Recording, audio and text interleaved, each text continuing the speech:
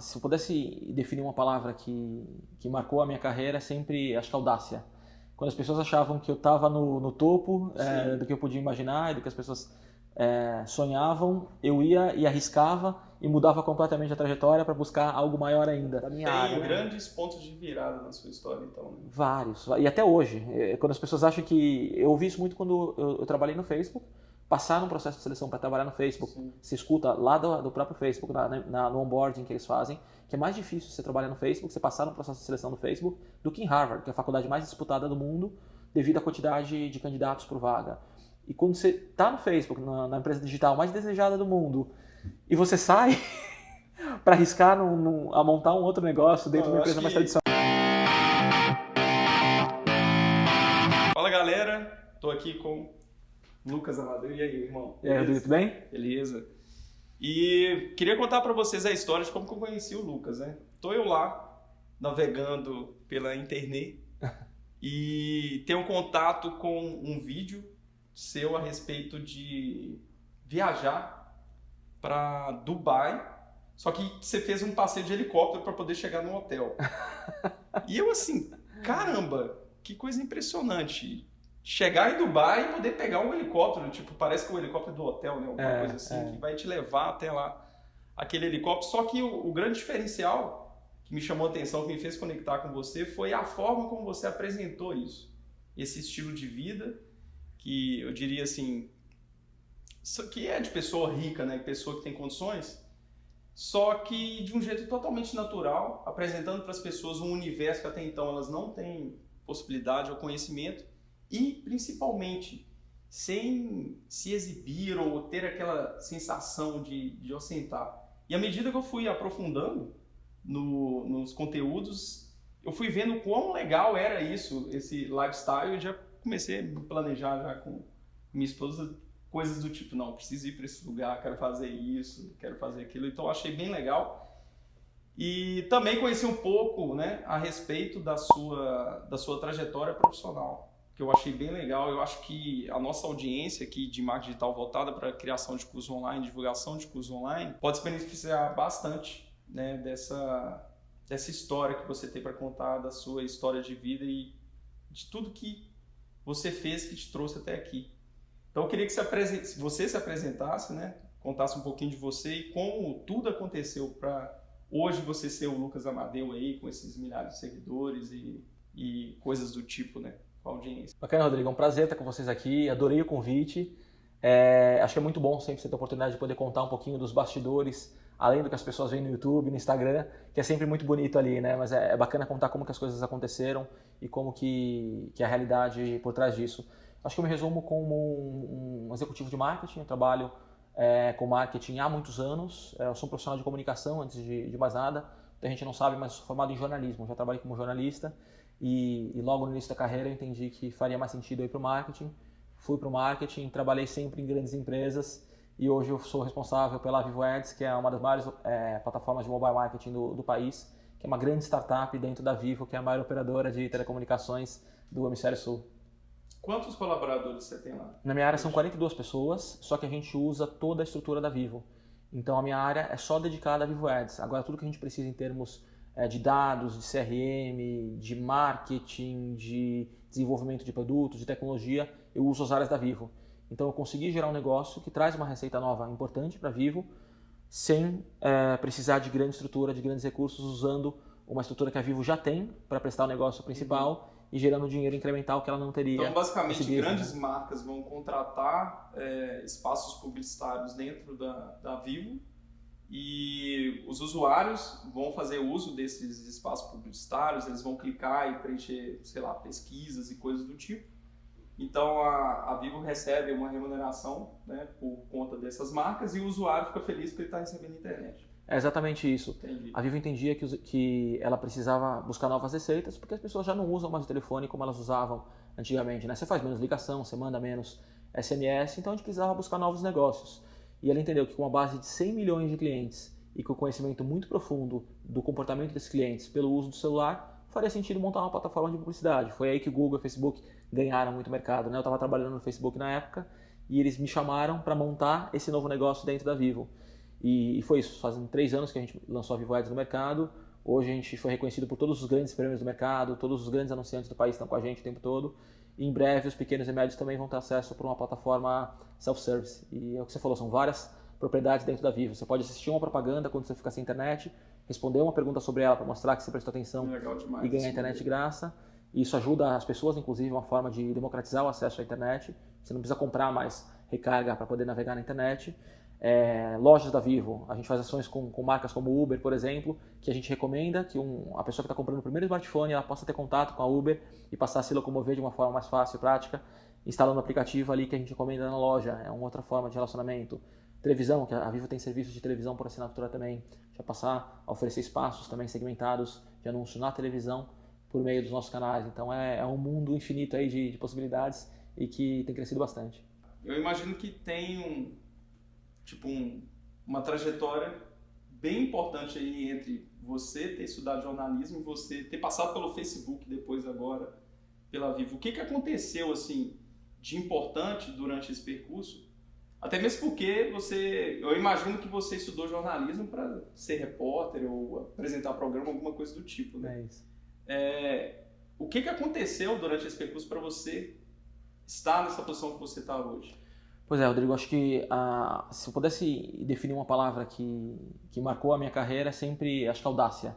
Quando as pessoas achavam que eu estava no topo do que eu podia imaginar, do que as pessoas sonhavam, eu ia e arriscava e mudava completamente a trajetória para buscar algo maior ainda. Quando eu fiz, no começo da minha carreira, eu sempre me dediquei muito, acho que eu sempre estudei muito, eu sempre busquei me superar a cada dia. E aí eu passei num processo de seleção para fazer um estágio na BBC em Londres durante a faculdade. A BBC, para quem não conhece, é a maior emissora de televisão do mundo. Para um jornalista trabalhar lá, ter a oportunidade de estagiar lá, é uma coisa incrível que alavanca muito a carreira. Voltei para cá, fiz estágio na Rede Globo também. E aí eu comecei a ver que aquilo não ia me levar onde eu queria, em termos de velocidade, de crescimento. O trabalho em redação é muito ingrato, né? São muitos profissionais ganhando muito pouco e poucos ganhando muito. E essas pessoas que ganham muito, os âncoras, os editores-chefes, eles não saem da TV, eles ficam lá para sempre. Estilo Cid Moreira, né? Para sempre, até hoje ele está lá, é isso.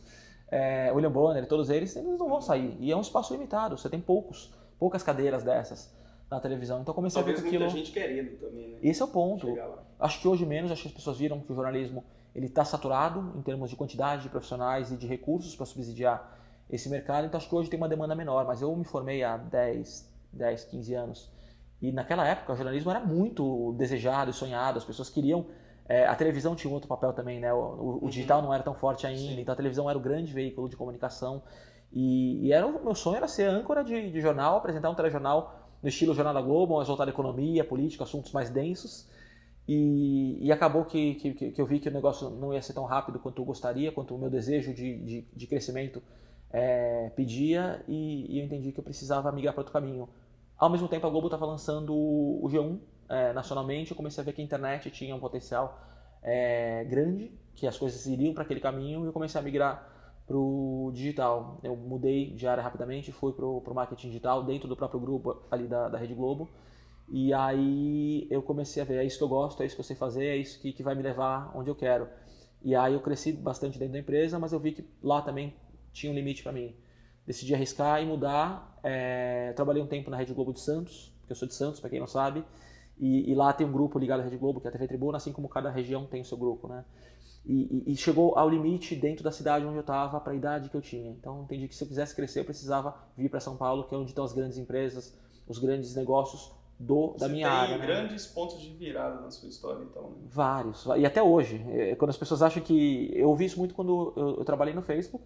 Passar num processo de seleção para trabalhar no Facebook, Sim. Se escuta lá do próprio Facebook, no onboarding que eles fazem, que é mais difícil você trabalhar no Facebook, você passar num processo de seleção no Facebook, do que em Harvard, que é a faculdade mais disputada do mundo, devido à quantidade de candidatos por vaga.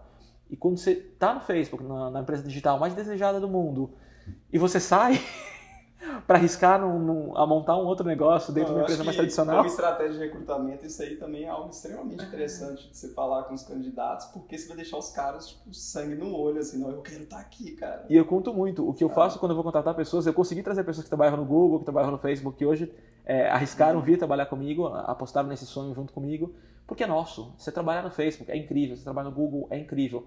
mas são grandes empresas. E quando você trabalha nos escritórios fora das sedes, você é mais um operacionalizando uma estratégia que é global, você não tem autonomia nenhuma praticamente sobre ela. E aqui eu decidi criar o meu negócio com a minha cara, até brinco, é Lucas Ads, porque é tão gostoso, embora eu esteja dentro de uma empresa que é a quinta empresa que mais fatura no país, é a maior pagadora de impostos do estado de São Paulo, emprega mais de 100 mil pessoas, direta e indiretamente, é uma empresa que fatura 43 bilhões de reais, eu consegui criar uma área em que eu tenho autonomia total, em que eu e meu time construímos o que vai ser aquele negócio e que é nosso, é muito gostoso você fazer parte de um negócio que você se identifica com ele, que você criou ele. Você foi a fundo com o conceito de intraempreendedorismo, cara. Esse é o ponto. Eu brinco que é uma startup dentro de uma empresa gigantesca. E isso é muito gostoso, porque é muito difícil você conseguir, muitas vezes, um aporte de um investidor anjo para o teu negócio. Eu consegui isso e com a segurança e com a estrutura de uma empresa que é uma das maiores do país e que quer crescer, que quer buscar novos negócios e que entendeu que o futuro é muito além do que ela já fazia há 20 anos. Que acho que isso, muitas vezes, as empresas grandes acabam sofrendo e morrendo, né? Não, eu sempre fiz isso, há 30 anos eu faço isso, há 40 anos eu faço isso, vem dando certo até aqui, ele se acomoda na posição de líder, não se atualiza, não se renova e acaba. A Kodak e N empresas clássicas morreram por conta disso, né? E a Vivo ela entendeu que ela precisava buscar mais cedo, acho que na hora certa, na hora que começou a virada, ela percebeu e buscou outros negócios, a Vivo Ads é um deles e tem diversos outros e que inicialmente eles dão menos retorno quando você compara com o core. É difícil faturar 43 bilhões, né? Poucos negócios no mundo faturam essa quantia, mas que a médio e longo prazo são esses negócios que vão drivar o crescimento da companhia. Nesses pontos de virada da sua história, a gente começou falando a respeito de bastidores, né? Como que era seu ciclo social durante esses períodos de pontos de virada? Não sei como que funciona esse background aí dessa sua história, mas, sei lá, você sempre teve amigos ricos ou participou desses círculos, ou você veio como um cara, tipo assim, totalmente self-made, que se construiu diante das adversidades aí da vida? Pois é, esse é um ponto interessante, Rodrigo. Eu sempre falo que você é a média das 5 pessoas que você mais convive. Você precisa conviver com pessoas melhores do que você para você se desafiar e levar seus patamares, porque o mundo é do tamanho do que a gente conhece. Então, quanto mais a gente conhece, mais a gente vê a grandiosidade das oportunidades, do espaço que tem para você crescer e você se desafia mais. Se você fica acomodado no teu mundinho, nas pessoas que você já conhece, nas pessoas que são iguais a você, você não cresce, você não vê oportunidade, você não se desafia. E acho que uma das grandes provocações que eu tive, o meu primeiro emprego, eu não nasci de família rica, muita gente pensa, né? Esse cara veio de família rica, não vim de uma família de classe média normal, em Santos, e aí eu queria trabalhar, eu queria ser independente. Meu primeiro emprego na vida foi recepcionista de um hotel, era um hotel 5 estrelas de Santos, e a única coisa que precisava para trabalhar lá era falar inglês fluente. Por sorte, eu quis fazer inglês quando eu era criança, meus pais puderam pagar, e eu fiz inglês e consegui, mandei o primeiro currículo da vida e fui contratado para trabalhar nesse hotel. E como era um hotel 5 estrelas, claro que não dá para comparar com os hotéis 5 estrelas que hoje eu frequento no mundo, mas me deu uma referência grande, porque Santos estava passando por um momento de petróleo, de muita gente, muito estrangeiro vindo para cá, e as pessoas que ficavam naquele hotel eram pessoas que tinham muito dinheiro. Eu comecei a enxergar esse outro mundo. Uma outra realidade uma que até outra então realidade. não fazia parte do seu contexto. Exatamente. Eu comecei a ver quanto que o mundo era maior, quanto que era bacana você viajar o mundo e você... Acho que o principal também é que você teve a intenção de perceber isso. Esse é o Porque ponto. Essas oportunidades, elas vão acontecer na vida de todo mundo. E às vezes não gera a pessoa estalo. tá no automático e ela nem percebe. Que tipo, isso. apareceu, sei lá, um gringo e que você bateu um papo com ele, você descobriu que o cara tem, sei lá, N empresas e tá alavancado e trabalhando, fazendo um monte de coisa. E o que eu sempre pensei foi, pô, se esses caras conseguiram isso, é claro que você ter nascido nos Estados Unidos, você ter nascido na Europa, é um privilégio, é um facilitador para você se tornar um profissional de destaque global, mas se eles conseguiram, por que eu não consigo? Qual que é o impedimento? Eu posso ter largado atrás por ter nascido num país menos desenvolvido e numa cidade de menos destaque, de menos projeção nacional. Ok, eu vou ter que batalhar um pouco mais, vou ter que correr um pouco mais, mas cara, eu vou chegar lá em algum momento. Tá muito na minha mão, acho que é uma mistura de sorte também, é uma mistura de estar no lugar certo, na hora certa, mas as oportunidades, elas estão passando na nossa frente o tempo todo. Se você não estiver preparado, você não vai agarrar, então não adianta. É um misto dos dois, você tem que sim estar preparado e sim tem que dar sorte, mas a sorte ela vai passar aqui, em algum momento ela passa, mais cedo ou mais tarde ela passa. A questão é se você vai estar preparado ou não para agarrar ela. E nessa época do hotel, você, sei lá, chegou para seus amigos e contou, gente, eu quero subir, eu quero galgar outros passos aí que são diferentes. Qual foi a reação assim das pessoas? Eu sempre sempre me incomodou a realidade que eu vivia. Não que fosse ruim, não que fosse que faltasse alguma coisa, mas eu sempre achei que eu gostaria de mais, que eu viveria melhor se eu vivesse com mais conforto, com mais estrutura, com mais mobilidade. Então, desde sempre, desde o meu primeiro salário, eu buscava esses confortos, esses luxos que eu não podia ter naturalmente da minha família por ser uma família de classe média normal. E acho que as pessoas sempre me viram como alguém que é inconformado com a realidade, e isso não mudou, tá? Hoje eu estou num patamar completamente diferente dessa época, mas eu continuo inconformado, eu continuo achando isso aqui pouco, eu continuo querendo mais e buscando mais. Eu sempre olho ano a ano, eu faço no fim do ano uma reflexão, eu gosto de fazer isso. Para mim o ano novo é uma coisa importante, não por superstição, nada disso, mas eu gosto de fazer um balanço de como é que foi meu ano anterior, o que eu aprendi, o que eu cresci, o que eu vivi que eu não podia viver antes, onde que eu me desenvolvi e o que faltou e o que eu quero para o próximo ciclo. E é muito bacana eu olhar que a cada ano eu fico impressionado como que eu me transformei numa pessoa diferente, não em termos de arrogância, né? Porque às vezes fala, subiu a cabeça, e muito pelo contrário, eu sou o cara mais pé no chão que existe no mundo. Claro que se eu puder estar no Burj Al Arab, no Hotel 7 Estrelas de Dubai, eu vou estar, mas se eu precisar estar no Ibiza, dividindo o quarto para dormir com um amigo, para viajar junto, eu também vou estar felizão. Então acho que esse aprendizado, esse crescimento é uma coisa que eu busco muito o tempo todo e não sei se um dia vai acabar. Acho que esse inconformismo é parte do meu DNA. Cara, e como a gente consegue passar essa mensagem para as pessoas que ainda não têm essa rentabilidade financeira? É um desafio que eu tenho mesmo, assim, de tentar transmitir essa mensagem, tipo, cara, você não vai ser feliz se você estiver ganhando 100 mil reais por mês, Não. 1 milhão por porque mês, quando a gente se você fala, não tá feliz agora. Quando a gente fala, fica um pouco utópico. Parece, né? Porque assim, as pessoas olham pra você é fácil falar. Com olhar de julgamento. Você é fácil, você não tá passando os perrengues que eu passo. É isso. E assim, e as pessoas não enxergam que, por exemplo, a gente, há poucos anos atrás, a gente não tinha nada. A gente começou do zero, entendeu? Assim como esse é o ponto. elas. E eu acho mais difícil transmitir isso. Não, tipo, eu tava trabalhando na Fiat, fazendo algo que eu detestava, e a Luciana tava trabalhando em shopping, cara. Sabe? E a transformação, ela ocorreu, assim, tipo, muito rápido na nossa vida. É isso. E acho que as pessoas elas têm isso, até a coisa do assistencialismo, né? Eu recebo muito inbox que eu fico chocado. Ah, eu vou casar, me dá 15 mil reais pra minha festa? E aí o tipo, objetivo... normal, Ricão. E aí Passa seu 15 mil. objetivo, que é Meu ter Deus, um casamento legal, vira um objetivo conjunto que todo mundo tem que patrocinar. Então as pessoas ainda tem não esse aspecto os também. objetivos pessoais como algo deles. Com responsabilidade. Exato. Responsabilidade. Mas esse é o ponto. E pior do que isso, elas não se desenvolvem. Sim. E acho que quem me vê no Instagram jamais imagina que um dia eu não tive dinheiro para comprar um jantar e a gente precisava comprar bisnaguinha com água para comer, porque era isso que eu me propus quando eu vim para São Paulo, entendendo que aquilo era o step da minha vida. E eu só cheguei onde eu cheguei porque eu batalhei por cada etapa que eu conquistei. Nada para mim veio fácil, nada para mim eu pedi ajuda para alguém, nada eu tive ajuda. Eu tive pessoas sim que apostaram em mim, Sim. porque eu me dediquei muito, porque eu mostrei para elas que eu podia gerar resultado para as empresas delas, para os negócios delas. Nunca pedi ajuda para ninguém. E se você pede ajuda, se vem fácil, você jamais vai correr atrás. Isso é muito triste, mas é a cultura que tem no Brasil muitas vezes. Assim como tem uma cultura aqui que eu acho que é muito danosa para as pessoas, que prejudica muito o crescimento. Tem um exemplo para mim que é muito emblemático. Eu estava fora do país e eu estava numa Ferrari, tinha alugado uma Ferrari, e aí chegou um senhorzinho com o neto e ele parou o carro e pediu, falou: você teve que trabalhar muito estudar muito e trabalhar muito para comprar esse carro? Ele achou que o carro era comprado, era alugado, estava fora do país, mas não quis quebrar a magia ali da história, né? Vi que ele queria dar alguma lição pro neto. E aí eu falei, sim, tive que estudar muito e trabalhar muito. E foi o que eu tive que fazer para alugar aquele carro.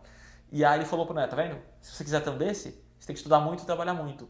Aqui, você passa num carro de luxo, ou você é bandido, ou você é corrupto, ou você é político. Cara, não é isso. A gente tem no Brasil uma cultura de quem se destaca, quem tem grana, fez alguma coisa errada. Tá errado. E quem tem dinheiro tem que se esconder. Ou tá explorando alguém ou alguma coisa assim. Você tem que se esconder. Mas isso já você não pode postar. Assim também nas novelas. O vilão é sempre o rico. É isso, é verdade. E a gente tem realmente essa cultura de... E tá errado, cara. Cara, eu vou o nosso assim. papel e o seu papel também é a gente quebrar esses mitos, cara. É isso. Tem eu que vejo quebrar na empresa, esses mitos. as pessoas que na empresa ou nas empresas que eu trabalhei ganham igual a mim, ou ganham mais que eu, não postam nada disso, desse mundo que elas vivem. Elas vivem coisas muito melhores do que eu, mas elas sentem medo. Não medo de sequestro, nada disso. Cara, elas têm que esconder. eu queria muito falar a respeito disso, porque como eu me impressionei pelo seu conteúdo, justamente porque você estava mostrando, porque tem duas realidades aí. Tem a realidade do novo milionário, que o cara, tipo, despiroca e anda com aquele pulseirão de ouro, com aquele correntão e tal, e faz uma chapinha no cabelo e coloca como é que é o nome daquilo, gente? Não é um clareador dental, os caras... porcelana, né? O cara faz aquele lance todo e começa a aparecer, e tipo, carro de luxo, não sei o quê, e não passa uma imagem legal, né? Porque o cara faz isso realmente por si só, né? Tipo assim, não, quero ser admirado, quero que as pessoas se apaixonem por mim e tal, e faz isso. Por outro lado, eu também conheço muita gente que tem muita condição, que tem medo de se expor. É isso. Que não quer mostrar, que não tem um stories, que não tem uma rede social, que não tem nada. É isso. E se fosse um medo só pela violência, sequestro, eu entenderia. Não é.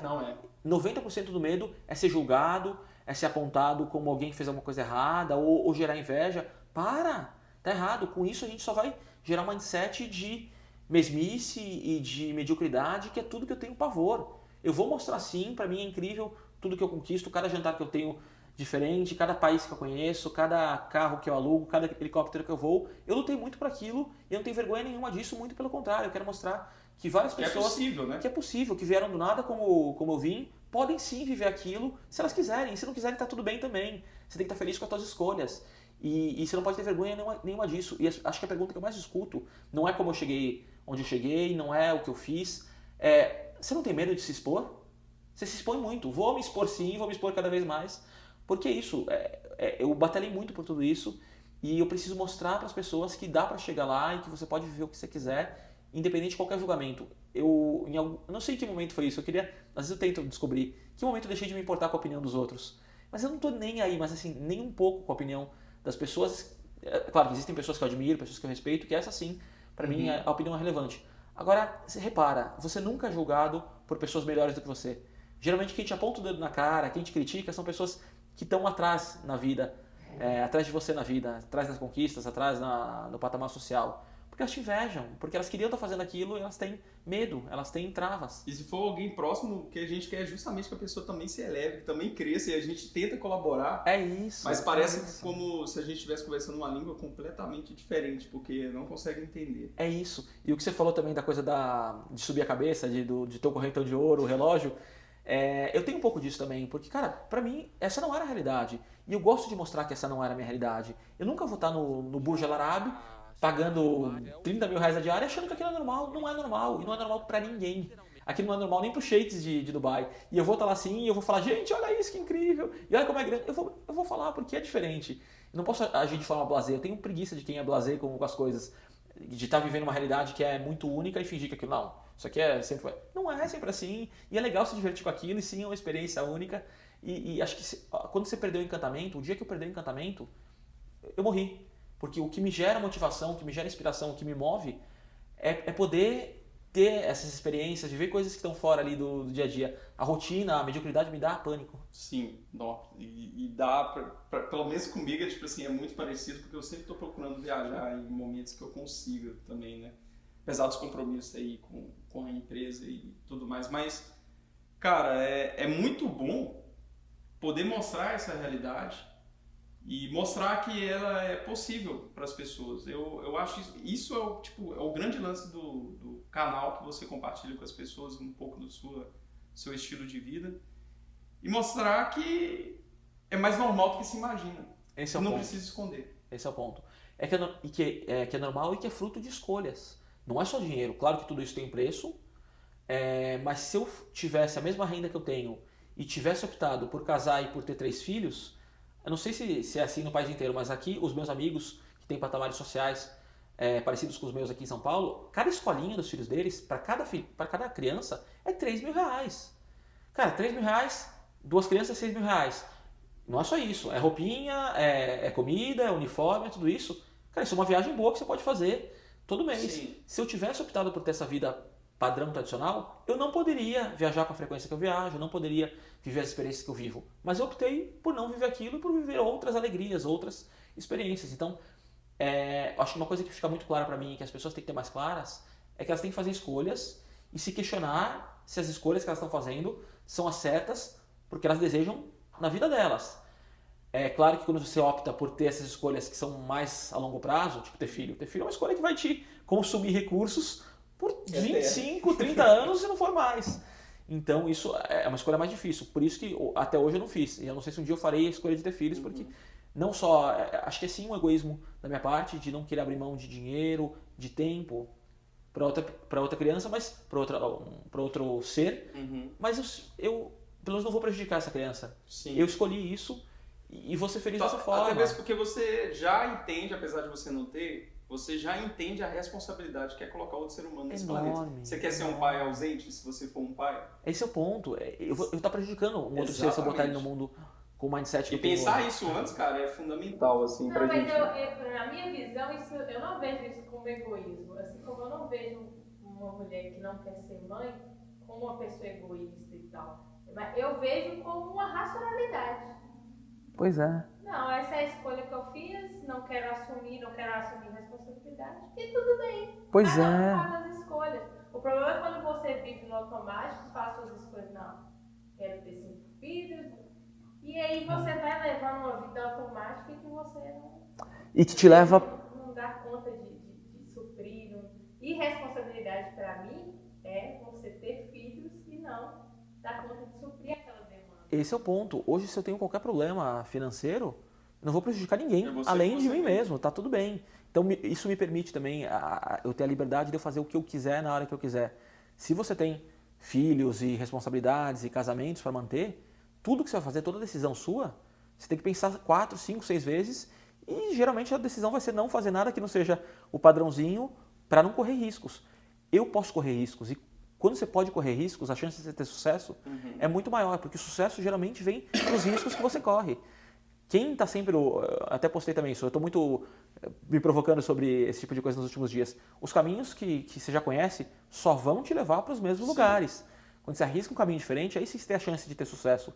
E para ter sucesso, você tem que arriscar 5, 6, 7, 8, 9, 10 caminhos diferentes, o que não é fácil. E tanta gente tem medo de arriscar, né, cara? O maior medo das pessoas, eu acho que o que trava as pessoas de terem sucesso, de crescerem na vida, não é a falta de conhecimento, não é a falta de experiência, é a falta de ambição, é a falta de correr riscos, é a falta de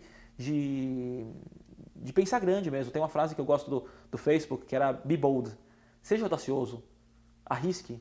E acho que é uma coisa que eu sempre tive muito forte e para mim o segredo da minha trajetória é isso, é só ser audacioso, não é quanto eu estudei, não é quanto eu fiz relacionamentos, claro que tudo isso ajudou, mas é quanto eu arrisquei, quanto eu corri riscos. E não foi sempre certo, eu corri riscos que deram errado, que eu sofri, mas que me trouxeram até aqui de alguma forma. Mas você tá tentando o tempo todo dentro daquele ciclo e na hora que vira, né, tipo assim, vira muito bem. Esse é o ponto. Acontece muito bem. E o erro é muito importante na trajetória. Quando você erra, você aprende muito mais do que quando você acertou. Quando você acertou, você seguiu aquele caminho que podia não ser o melhor, mas de repente as situações daquele momento te levaram para um acerto. Se você erra, você sabe como não fazer, você se cobra muito mais, você cresce muito. Então, eu não tenho medo nenhum de errar. Né? Tipo assim, não repetir. Não repetir, exatamente. Então é isso, arrisque, tente, erre, faça, acerte, cara, mas não seja acomodado. Tem uma coisa do nosso mercado que eu vejo bastante, que são os resultados mascarados, que eu dei essa nomenclatura. O que seria isso? Vamos lá, alguém vai lançar um especialista online, que já tem audiência, que tem pessoas que seguem, confiam nele. Faz um lançamento, e aí dentro dessa área tem algo que é muito importante, que a gente chama de copywriting. E copywriting, tipo, que é escrita persuasiva, eu englobo tudo dentro desse processo digital. Tipo, uma página bem feita faz parte da copy, que passa uma estrutura, que a pessoa sente firmeza naquele projeto que aquela pessoa está lançando, os e-mails que são enviados, a escrita persuasiva, enfim, tudo. As pessoas lançam esses especialistas, não se preocupam com estruturas de páginas, e aí tem um resultado expressivo. Vamos lá, que a pessoa vendeu R$400 mil no lançamento. E ela acha que era, tipo, pô, bacana pra caramba, vendi 400 mil, vendi talvez 1 milhão. Só que ela não percebeu que ela errou no sentido da estruturação de página e quanto que ela teria vendido se ela tivesse feito aquilo da melhor maneira possível. E eu acho que no fundo a gente se entregar de corpo e alma para os projetos que a gente está envolvido. A gente não pode entrar no jogo para fazer jogo de meio de campo, cara. Tipo assim, eu quero entrar para ser artilheiro e tenho que dar meu máximo naquilo. Então a pessoa teve um certo resultado que deixou ela satisfeita e ela se acomoda. E ela para ali. E tipo, não percebe o erro que ela cometeu. É isso. Então são esses resultados mascarados que a gente tem que ter muito cuidado e por isso você diz assim, eu também concordo. Quando a gente erra, tipo, se a pessoa tivesse vendido 30 mil, 40 mil, ela tipo, vai olhar o processo dela inteiro para detectar o erro, né? Tem que ter esse cuidado e esse zelo para entrar no jogo para ser artilheiro. Não para ser cara no meio de campo que fica jogando bola para os outros. É isso, é muito engraçado. Eu nunca entro em nada para não ser incrível. Tudo que eu me proponho a fazer, eu me dedico como se aquilo fosse a coisa mais importante da minha vida, como se a minha vida dependesse daquilo. Não sei porquê, nunca precisei fazer um trabalho mental para isso. Por alguma razão, eu sou feito disso, meu DNA é feito disso. Parecido comigo. E isso, claro que me leva muitas vezes até uma solidão, porque para você focar e para você conseguir se estruturar, você tem que abrir mão muitas vezes do cara que tá te chamando para ir pro bar, da amizade ali do dia a dia, mas para você conquistar coisas grandes, você precisa de muita determinação, muito foco, te exige tempo. Tempo que se abre mão de outras coisas, de lazer, de prazer, mas que eu foco naquilo. Mas tudo que eu faço, e aí hoje para mim é muito difícil, porque eu tenho o tempo é limitado, embora seja o recurso mais democrático que existe no mundo, quando as pessoas falam, não tenho tempo para me dedicar, me dá uma raiva, me dá um desconforto. Cara, tempo, todo mundo tem 24 horas no dia para fazer o que quiser. Você escolhe o que você vai fazer com as suas 24 horas, ou você é refém das escolhas que você fez. Mas as 24 horas estão aí para todo mundo. E hoje eu preciso dividir meu tempo. Eu tenho uma carreira numa grande empresa, uma carreira há 15 anos no mercado, dou palestra, sou referência no meu mercado, tenho muito orgulho de falar isso, premiado, etc. Mas eu criei um novo mundo que é fora disso, que é a minha presença nas redes sociais, são as ativações que eu faço com as marcas, que vem em mim uma referência. Você tinha todos os motivos para dizer que não tinha tempo, né? Por assim dizer. Esse é o ponto. Que todo mundo fala, não tenho tempo para criar uma rede social para gerar conteúdo de valor para as pessoas. É isso. E começa. Ou abrir mão do meu lazer, das minhas viagens. Não, eu vou deixar de viajar porque eu não tenho tempo, porque meu trabalho está consumindo muito. Jamais, porque a hora que eu deixar de viajar é meu ponto de equilíbrio. Eu não viajo para... Outra frase que eu gosto, eu tô muito com essa coisa dessas frases de inspiração. Tem gente que viaja para se perder, para se afastar da sua realidade. Pelo contrário, eu viajo para me encontrar. Cada vez que eu estou em contato com mercados diferentes, com mercados mais desenvolvidos, com pessoas com a cultura mais aberta, eu me identifico com elas e aprendo muito com elas. Então eu preciso ter esses contatos com frequência para me ir reequilibrando e para me conectando com a minha essência. Então eu não posso deixar de viajar em função de tudo isso. Então sim, eu tenho que viajar, e sim, eu tenho que ter entregas brilhantes no meu trabalho, e sim, eu tenho que fazer com perfeição o que eu me propus a fazer nas redes sociais e nesse mercado online, né? Sim, eu me divido e quero mais, e é pouco para mim ainda. E tem que tentar encaixar outras atividades que vão surgindo como a gente estava conversando dentro dessas agora 24 horas. É cara, isso, é incrível. O limite está na nossa cabeça. Voltando aí um pouco sobre esse negócio de ser artilheiro, que a gente está falando aqui, eu lembrei de uma história, né? Tipo, talvez você não saiba o que você está vendo aí, mas eu já trabalhei na Hotmart, fui um dos primeiros funcionários lá da empresa. E eu tinha uma tarefa inicial, que eu era meio que o responsável por revisar os produtos que a galera inseria lá na plataforma. Então eu dizia sim ou não para esses produtos. E aí quando eu entrei, tinha uma fila de 2.000 produtos para poder aprovar. Eu entendi os critérios de aprovação e zerei essa fila com 4 dias. E aí não tinha mais atividade. O que um profissional mediano, que é o famoso feijão com arroz, vai fazer durante esse contexto? Vai ficar cuidando de outras coisas ou fazendo, sei lá, coisas pessoais, enfim. Eu fiz diferente. Cheguei para o sócio e perguntei, gente, o que vocês têm mais para eu poder pegar? O que vocês têm, além disso que vocês me passaram, porque isso aqui é pouco? Os caras me passaram um blog da plataforma para eu poder cuidar. E aí eu comecei a cuidar do blog. Aí eu deixei o blog em dia, essa tarefa em dia, cheguei de novo para eles. O que tem mais para poder fazer? Chegou um momento, cara, que eu tava olhando outro escritório para eles, para poder alugar, que eu fui cuidar de plano de saúde. O que o cara, tipo, de revisão de produto, tava cuidando de plano de saúde da empresa? Bilhete de ticket de ônibus, dos funcionários. Vai transporte. Cara, eu estava fazendo tudo. E à medida que eu ia fazendo tudo, eles iam me reconhecendo. Eu ia recebendo promoções, Até o momento que eu virei gerente de suporte da plataforma, onde eu comecei a liderar um time lá de 16 pessoas.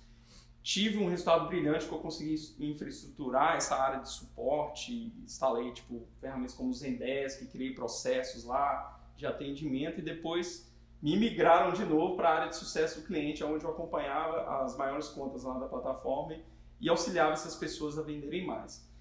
Esse, é o meu perfil profissional, que eu não aguento ficar fazendo só o que me foi determinado, feijão com arroz, eu quero fazer mais, quero ir além. E a dica para você hoje, que está vendo esse vídeo, pegando um pouco da trajetória do Lucas e a minha, é isso. Se você está fazendo alguma atividade, pense em como você consegue entregar mais do que aquilo que você está fazendo, porque com certeza você vai ser reconhecido. É inegável, é absoluto isso. Porque sempre o empreendedor, um responsável por um grande projeto numa empresa gigantesca, ele vai te olhar com um olhar diferenciado e vai te reconhecer, cara. Isso aconteceu comigo, aconteceu com você, aconteceu com tantos outros que a gente também convive e conhece. Mas eu acho que é parte do perfil profissional também. E hoje, como gestor de uma equipe de 40 e poucas pessoas, eu percebo isso de uma forma muito clara. Como eu trabalho com inovação, a coisa que mais me incomoda e é o motivo que eu demito as pessoas é quando a pessoa chega para mim, eu tô sem trabalho. Amigo, você trabalha com inovação. O seu escopo é não ter trabalho e criar em cima disso. Você tem uma tela em branco para fazer acontecer aqui.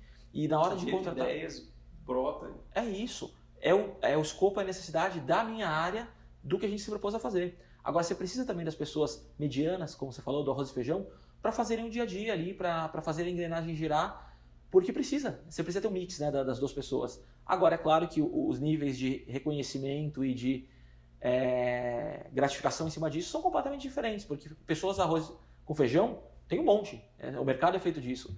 Agora essas poucas que pegam uma tela em branco e conseguem pintar ali um Picasso são as que se destacam, são as que crescem no mercado, porque elas sim fazem a diferença, elas transformam aquele arroz e feijão, como você falou, no estrogonofe ou numa coisa diferente, numa coisa que tem valor, que vira especial. Engraçado você falar isso, cara, porque a área lá de sucesso do cliente dessa empresa não era uma área que tinha sido pensada.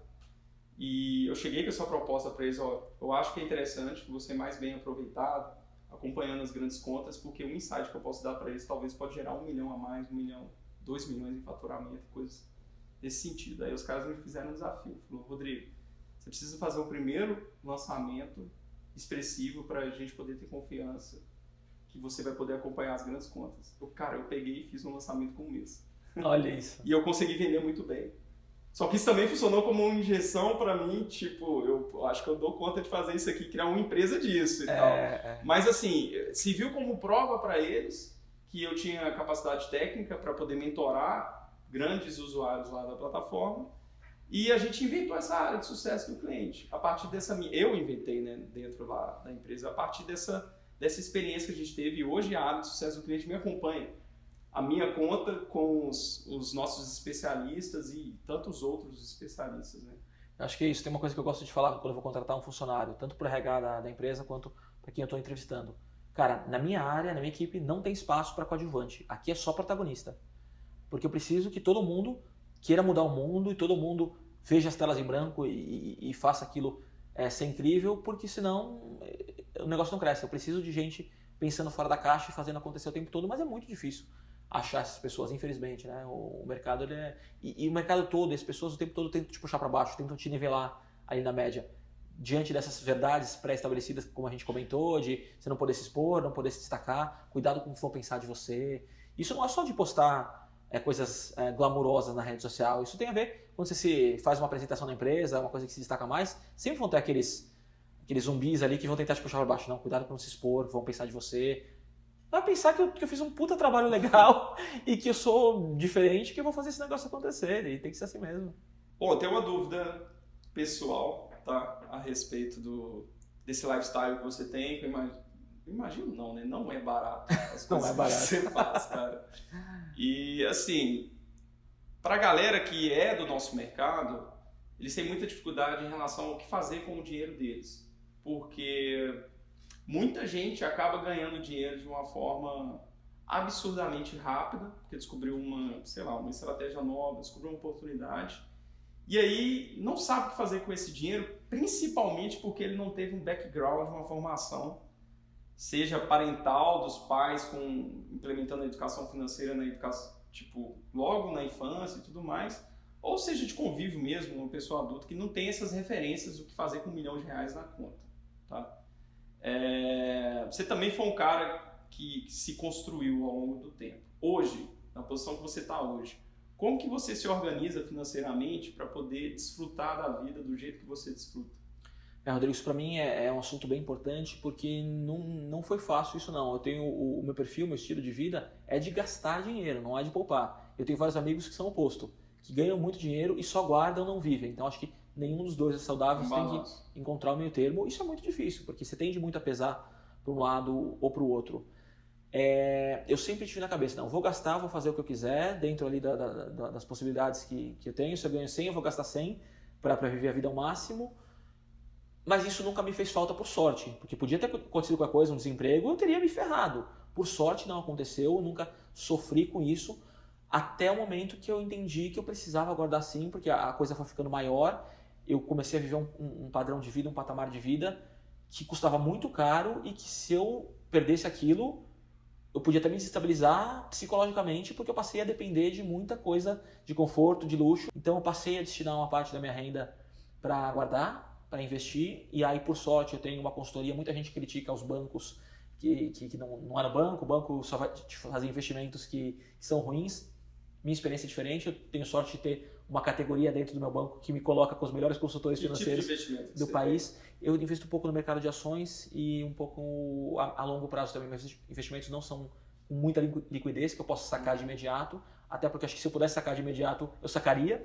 E usar isso, se eu visse lá que eu tô com dinheiro sobrando. Essa é uma ótima estratégia, tipo assim. Eu deixo lá para não poder sacar. Deixa lá prazo de 4 anos e tudo mais. É isso, eu invisto em carteiras que o banco me recomenda, sempre de médio e longo prazo, para ter uma segurança, para ter uma tranquilidade e para eu também não poder acessar aquilo com facilidade, porque se eu pudesse acessar eu gastaria com certeza.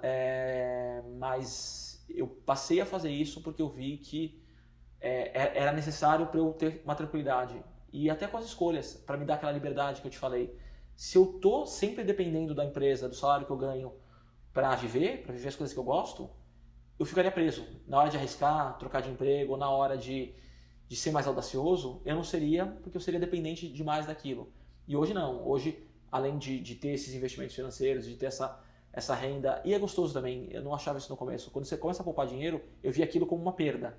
Hoje eu vejo, nossa, como cresceu, olha que legal, e olha dando resultado. Você toma um susto quando às vezes dá uma queda também, mas essa adrenalina também para mim ela é bacana. Sorte que eu sou muito bem assessorado, porque eu sozinho não faria essa gestão, mas me dá uma tranquilidade para eu poder investir nos meus outros negócios, e isso me dá eu sei que se tiver qualquer problema na empresa, além de ter essa carreira, a parte que eu tenho de blogueiro, com as marcas e com as ativações, eu tenho aquele dinheiro que vai me permitir fazer o que eu quiser por um período específico, né? O que eu escuto... Então, parte dos seus rendimentos ativos, você sempre está investindo, sei lá, você tem uma carteira de ações ou fundos de renda fixa, sei lá. Isso. Eu tento pelo menos 30% do que eu ganho destinar para esses investimentos que o banco me recomenda. E o que eu escuto no mercado, que eu ouvi muito de recrutadores, e que a cada R$1.000 de salário é um mês para você se recolocar. Na situação que eu estou, vou demorar muito tempo para me recolocar, talvez não porque no meu mercado eu acabei tendo muito destaque, mas isso é bom as pessoas terem em mente em geral. Então, cara, você vai demorar 6 meses, 1 ano para se recolocar. Sem contar também que você construiu uma rede de relacionamentos extremamente valiosa e que a qualquer momento você está com certeza bem amparado. Então isso me preocupa menos por conta disso, mas eu digo até como uma dica para as pessoas em geral: poupe dinheiro para uma emergência, até porque a situação que o país está não é a melhor possível, então um imprevisto pode acontecer e você pode ter uma perda de patamar de vida muito grande, e a gente estava até conversando um pouco sobre isso, né? Patamar de vida é uma coisa que só sobe. Quanto mais você descobre as coisas boas da vida, você não consegue descer depois. Então, acho que é importante. Hoje eu vejo a importância de você guardar dinheiro, de se estruturar e de fazer. E eu também tenho muita tranquilidade em relação às escolhas que eu faço. Para mim é tudo sobre escolhas. Por exemplo, ano passado, muita gente me pergunta daquela situação que eu tive com um hotel em Dubai. Eu quis comemorar meu aniversário de uma forma diferente. Eu aluguei uma ilha particular a 1 hora de barco de Dubai. E era caríssima a reserva dessa ilha, era coisa de 30 mil reais por diária. Eu cheguei lá, eu percebi que eu tinha feito a reserva para data errada. Eu tinha feito para um mês antes, e era uma reserva não embolsável, porque o preço que eu paguei, apesar de ser um valor alto, era uma promoção com um valor muito baixo. Então, eu perdi aquele dinheiro inteiro, e eu falei, vim até aqui, só para conhecer essa ilha, não vou pagar uma diária ali, a mais pelo menos, para conhecer a ilha. Gostei muito, quis ficar mais uma diária, mas eu soube que para poder pagar tudo isso, eu ia ter que abrir mão de outras coisas, ter que diminuir um pouco o passo das minhas outras viagens ao longo do ano. Então viajei um pouco de classe econômica, fiquei em hotéis baratos, fui em restaurantes mais baratos, porque eu entendi que eram escolhas. Eu deixei de ser aquele cara descontrolado que só fica em hotéis caríssimos e que só vive disso. Não, eu tô tranquilo, se eu precisar gastar mais agora e compensar depois, tá tudo bem também. Então, eu acho que você tem que ter bom senso, né? Acho que só a maturidade me trouxe isso. Hoje eu tô com 33 anos, mas há 5 anos atrás eu não era assim. Então, acho que a vivência, ter quebrado a cara algumas vezes, me fez ser mais ponderado e entender também que sim, você não pode gastar tudo. Sim, você precisa guardar porque é importante pro teu futuro. Cara, uma coisa que eu gosto muito desse lance de guardar dinheiro é que me dá liberdade para eu conseguir pescar, tipo, novas oportunidades. É isso. Eu sempre tenho condição financeira, ou seja, para investir num novo projeto, sei lá, agora eu acabei até investindo e participando ativamente da formação de um aplicativo. Então, se eu não tivesse essa infraestrutura financeira, com certeza eu não conseguiria envolver nessa oportunidade, que eu entendi que é foda, que realmente vale a pena, sabe? E de certa forma, se pensado de forma inteligente, dinheiro guardado não é tipo prisão, e sim liberdade. Você tem liberdade porque, independente das circunstâncias, você tem aquela condição financeira, seja para investir em novos projetos, seja para criar uma coisa totalmente nova e se reinventar, e considero o dinheiro, pelo menos uma parte do dinheiro guardado, como uma característica fundamental para a minha liberdade que eu tenho hoje. Isso é verdade, Rodrigo. Eu te falei isso. Eu sinto hoje que eu tenho uma liberdade para fazer o que eu quiser, também porque eu tenho esse colchão ali guardado que me dá uma segurança. E que está trabalhando para você. Que está trabalhando para mim. Dinheiro trabalhando para você. É isso. Legal. Eu tenho também essa... Eu não sou o cara que administra isso. Eu tenho pessoas muito boas. Tenho sorte de ter os melhores do país administrando o meu dinheiro. E isso me ajuda a saber que estou fazendo boas escolhas.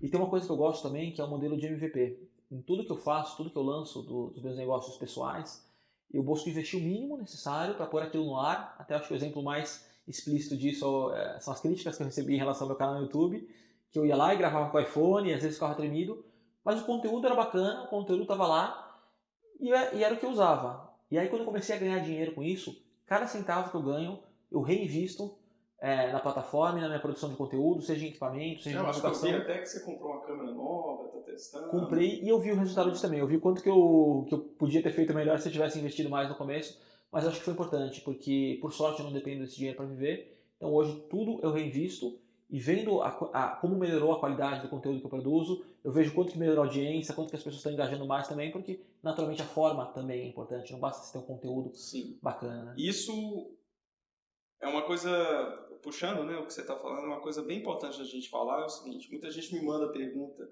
cara, estou trabalhando e eu quero começar esse negócio digital, eu vou pedir demissão. Não, calma aí, meu Deus. Não é assim que funciona isso, não se iluda.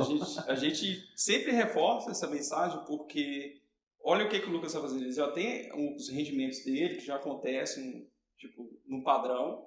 Ele tem um novo negócio, que são as redes sociais dele, que já são muito grandes, e ele usa a renda totalmente gerada por essas redes sociais nela mesma. E aí, em algum momento, isso vai crescer a ponto de talvez ele escolher ou tomar uma decisão, enfim. Isso aí vai ficar a critério dele. Mas, em nenhum momento, tomar a decisão precipitada de abandonar a sua carreira corporativa, que é muito foda, que é muito boa, para você começar a se dedicar em tempo integral para as redes sociais. Pois é, e eu até penso bastante nisso, porque hoje eu tenho essas duas carreiras em paralelo. E talvez se eu não tivesse uma carreira tão estabelecida enquanto executivo de marketing, eu já tivesse deixado isso para trás, porque hoje, com o dinheiro que eu estou ganhando com as redes sociais, sem tanto esforço, porque o meu foco principal ainda está na minha carreira executiva. Talvez se eu tivesse tirado um pouco o pé dali e focado, ido mais atrás do Lucas Ads, Lucas Blogueiro, eu poderia já ter feito mais dinheiro com isso. Mas eu entendo também a sustentabilidade disso, né? Eu tenho uma carreira consolidada, 15 anos no mercado, premiado, então isso me dá uma segurança a longo prazo e por isso que eu estou buscando diversificar a minha atuação até por meio de contratar pessoas. Estou começando a contratar pessoas para trabalharem junto comigo nessa outra parte, para me ajudarem a ter braços para fazer tudo que eu preciso, que, de novo, o meu tempo hoje não comporta tudo que eu posso ser, tudo que eu quero ser, né? Show de bola. E para a gente finalizar aqui, esse bate-papo foi bem legal. Tem dois tipos de públicos que seguem o meu perfil, né? O público de 18, 19 anos, que são pessoas que querem, sei lá, descobrir um significado, um propósito a seguir.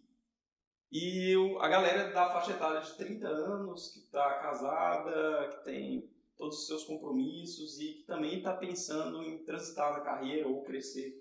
Qual o conselho que você daria para essa pessoa que está começando agora, talvez o Lucas com 18, 19 anos, e para essa galera dos 30 que também está indeciso sobre o que está acontecendo na vida deles?